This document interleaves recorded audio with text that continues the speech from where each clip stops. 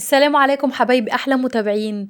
تعالوا بقى نعمل الغدا بتاعنا سريع سريع كده علشان خاطر رايحين مشوار بعد العصر. تعالوا اقول لكم بقى في الفيديو، كملوا معايا الفيديو للاخر، حطوا لايك وشير. تعالوا نعمل بقى شوية ملوخية كده للغدا وحبة رز بشعرية، اكل سريع خالص. انا كان عندي شوربة فراخ في التلاجة طلعتهم كده بتاع طبق شوربة، هعمل بيه طبق ملوخية احلى واروع ملوخيه ناشفه تاكلوها و... وزي الخضره بالظبط واحلى كمان، نفس المطه بتاعه الخضره ولونها كمان اخضر خالص، وانا منشفاها معاكم. ترجعوا للفيديوهات بتاعتي وانا بطريقه عمل تنشيف الملوخيه، هتلاقوها في اخر الفيديوهات او في نص الفيديوهات، مش متذكره، بس ما شاء الله بصوا لونها عامل ازاي، تحفه تحفه تحفه. تعالوا بقى نعمل طشه الملوخيه بتاعتنا الحلوه. مكعب من الزبدة كده هنسيبه يسيح، نحط فيه معلقة توم حلوة كده فريش، انا لسه فرماها دلوقتي كده في الهون. مش بحب اخزن التوم يا جماعة، انا بحب اعمله سيبه كده فصوص عندي، وكل ما عاوز فص ادقه في الهون زي زمان. ما بحبش اخزن التوم خالص، انا مش بحب اخزن التوم. هنحط عليه بقى معلقة كزبرة ناشفة، وكلي احلى ملوخية، والله احلى من الخضرة 3000 مرة.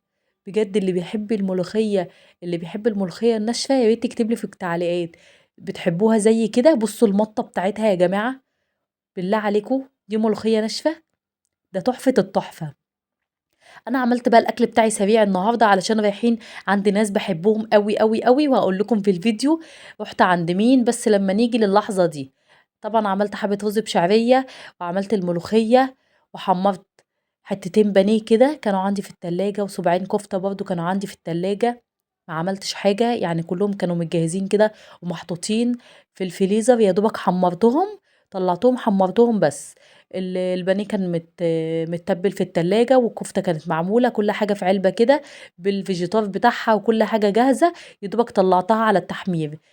طبق البانيه ده كان باقي مني من قبل كده، فلما لقيته زايد عني يعني لقيته ما شاء الله الكمية كانت كتير، فحطيتهم في التلاجة وهو جه وقتهم.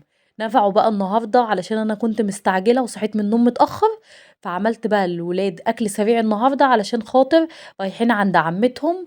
انا بحب اليوم اللي بروح فيه عند اخوات جوزي، ربنا يخليهم ليا، بحبهم جدا جدا. وطبعا هم يسمعوا الفيديو ده وهينبسطوا بيه جدا، لان هم كمان بيحبوني وانا كمان بحبهم، فربنا يخلينا لبعض. شوية سلطة بلدي بقى كده بالجزر وبالفلفل سبايسي والخضرة، بجد في حتة تانية كده مع البانيه والرز بشعرية والملوخية. بجد الأكلة دي أنا بعشقها بعشقها بعشقها.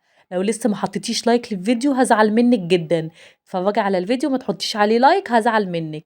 حطي لايك للفيديو وكملي الفيديو معايا للآخر، هتستفادي وهتشوفي هم عملوا لنا ايه. رحت لقيتهم عاملين لي مفاجأة ومستنياني هناك. يا ترى هي ايه المفاجأة؟ هتشوفوا دلوقتي لما تكملوا الفيديو. بصوا بقى الرز بتاعي مفلفل ازاي، كالعادة انا بعمل رز مفلفل الحمد لله. بصوا مخلل الكرنب طبعا في حتة تانية خالص، طعمه حكاية. انا كنت طبعا لسه منزله لكم في الفيديو، دلوقتي خلاص بدأنا نطلع منه وناكل منه. بصوا لونه ما شاء الله كهرمان، كهرمان كده كهرمان مش مخلل، وطعمه حلو قوي. بصي ده كان جوزي وابني، اول ما دخلنا لقيتهم مستنيني، راحوا طبعا قبلية بشوية، هم جنبنا يعني مش بعيد عننا، بنروح لهم مشي. لقيتهم بقى مجهزين الحاجة ويلا بينا نعمل بقلاوة. نفسهم في البقلاوة، قالوا لي بقى ما صدقنا ان انت جاية النهاردة، تعالي نعمل بقلاوة. نخلين الدقيق وحاطين عليه 4 معالق من النشا، علشان ما شاء الله انتوا شايفين البلاستيكة عاملة ازاي، بتاع 2 كيلو من البقلاوة. كل دول عشان هم ما شاء الله عيلة، فبيحبوا البقلاوة واحنا كمان بنعشقها. مين بقى بيحب البقلاوة كده زينا؟ اللي بيحب البقلاوة يكتب لي في التعليقات، وربنا يديم يا رب المحبة ما بيني وما بينهم، وما بينكم وما بين الناس اللي انتوا بتحبوهم. لو لسه مش مشتركين في قناة مطبخ ياسمين، يا ريت تشتركوا في القناة وتفعلوا زر الجرس عشان يوصلكم مني كل جديد. طبعا دي اخت جوزي اللي كانت بتعجن البقلاوة. زي ما قلت لكم بقى هنرجع للبقلاوة. نخلنا 2 كيلو من الدقيق وحاطين عليهم كيس نشا، او مثلا 5 معالق من النشا، 4 معالق زي ما انت عايزة، بس لازم تحطي كمية نشا يعني معقولة علشان تطلع معاكي قلبها كده هاش وفاضية. ماشي، هقول لكم بقى على كل حاجة العجينة بالتفاصيل واحنا كده شغالين. بصوا كده العجينة كانت خمرت معانا، احنا حاطين بقى تذكرة من الفانيليا، عليها حطينا 5 معالق من النشا على 2 كيلو دقيق. حطينا، هكتب لكم المقادير كلها في اول تعليق مثبت. بصوا بقى اخت جوزي بتقليها ولا مكنه ولا قمع ولا اي حاجه. بصوا بتعملها بطريقه حلوه قوي الصراحه، ما شاء الله، ربنا يديها الصحه يا رب ويخليها لنا. بتعملها بطريقه حلوه جدا وبتطلع بصوا زي ما انتم شايفين كده الجمال والحلاوه اللي هي فيها دي. ربنا يديها الصحه. والله اكلتنا حاجه حلوه كده احنا بنحبها وبنموت فيها. وعملوا لي فعلا مفاجاه لان انا كنت طالباها منها من بقالي فتره، لان هي فعلا بتعملها حلوه جدا جدا جدا. بصوا بتطلع معاها كور كده وجميله، يعني الصراحه ولا كلمه، ولا احسن حلواني في مصر. بتعملها كده بايديها عادي، بتعمل العجينه كده بايديها زي ما انتوا شفتوا، وتنزلها وتبقى بصوا بالحلاوه اللي انتوا شايفينها دي، في جمال كده بالله عليكم. يا ريت تكتبوا لها دعوة حلوة في التعليقات، ولكم بالمثل طبعا ان ربنا يخليها لينا. وكانت عامله لنا كمان بلح الشام، انا كنت منزله طبعا، منزله لكم بلح الشام بالتفصيل، ارجعوا للفيديوهات هتلاقوني منزلاه بالكامل، بالتفاصيل كله، بالتفاصيل كلها، يعني من اول ما عجنته لحد ما قليته. بصوا طبعا هي هتفضل ما شاء الله واقفه كده على الحله دي، هي بتقلي في حله، هتفضل واقفه على الحله دي لحد ما تخلص البلاستيكه دي.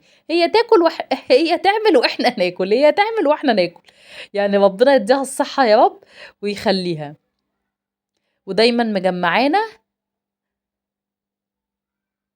على الحاجات الحلوه الجميله اللي انت بتعمليها لنا دي. انا الصراحه انا بعرف اعمل البقلاوه، بس البقلاوه ما تحلاش الا في اللمه، يعني ما شاء الله شفتوا طبعا البلاستيكه في الاول كانت عامله ازاي، بجد ما تحلاش الا في اللمه. لما تبقي عامله كده لا يعني تلمي حبايبك وقرايبك على حاجه حلوه دي، يعني عايزه اقولك بمال الدنيا كله اصلا. ربنا يا رب ما يبعدكم عن حبايبكم ابدا. بصوا كده بقى بلح الشام كان ايه، قرب يدخل في التحمير. احنا بنبدأ بس كده نلحلحه من مكانه علشان ما يلزقش في الطاسة.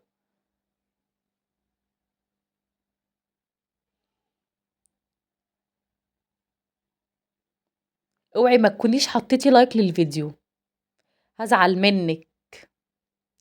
انزلي حطي لايك للفيديو بقى وحطي تعليق ودعوة حلوة زي ما قلتلك. بصوا احنا طبعا مش هنسيب بلح الشام ايدينا فيه كده علشان ما يتحرقش. بصوا بقى البقلاوة هنحطها كده في الشربات، طبعا كلنا بنعرف نعمل الشربات مش حكاية يعني، سكر على مية على نقطتين ليمون. بصوا بلح الشام بعد ما طلع هنحطه برضه هو كمان في الشربات. بتحبوا بقى البقلاوة بالسكر ولا بالعسل؟ بس احنا بنحب نحط عليها عسل بسيط كده وبرضه نسبة سكر. بتحبوها كده زينا ولا لأ؟ أحلى بقلاوة باكلها من ايدك يا ام احمد. ربنا يديك الصحة يا رب.